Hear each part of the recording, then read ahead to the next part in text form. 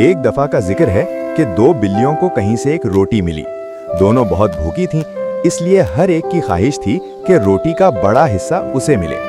इसी बात पर दोनों में झगड़ा शुरू हो गया और वो एक दूसरे पर गुर्राने लगी। वो दोनों रोटी के गिर्द खड़ी बहस कर ही रही थीं कि पास के दरख्त पर बैठे एक बंदर की नजर उन पर पड़ी। वो बहुत चालाक था। उसने सोचा कि क्यों ना इनकी लड़ाई का फायदा उठाकर ये रोटी खुद हजम कर ली जाए। वो दरख्त से उतरा और बड़े हमदर्दाना लहजे में बोला, तुम दोनों क्यों लड़ रही हो? लाओ, मैं तुम्हारा फैसला कर देता हूँ और रोटी बराबर बराबर बांट देता हूँ। बिल्लियां बंदर की बातों में आ गईं और रोटी उसे दे दी। बंदर कहीं से एक तराजू ले आया। उसने रोटी के दो टुकड़े किए और तराजू के दोनों पलड़ों में रख दिए। जानबूझकर एक टुकड़ा बड़ा रखा, जिसकी वजह से वो पलड़ा झुक गया।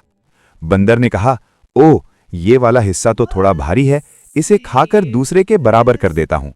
ये कहकर उसने बड़े टुकड़े में से एक लुकमा तोड़कर खा लिया। अब दूसरा पलड़ा भारी हो गया। उसने फिर वही बात दोहराई और दूसरे टुकड़े से थोड़ी रोटी खा ली।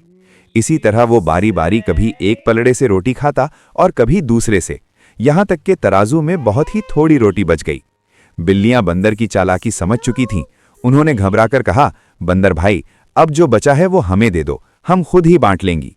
लेकिन बंदर हंसा और बोला, ये थोड़ी सी रोटी तो मेरी मेहनत की उजरत है जो मैंने तुम्हारा फैसला करने में सर्फ की। ये कहकर उसने आखिरी लुकमा भी मुंह में डाला और तेजी से दरख्त पर चढ़ गया। बेचारी बिल्लियां एक दूसरे का मुंह देखती रह गईं और भूखी ही रह गईं।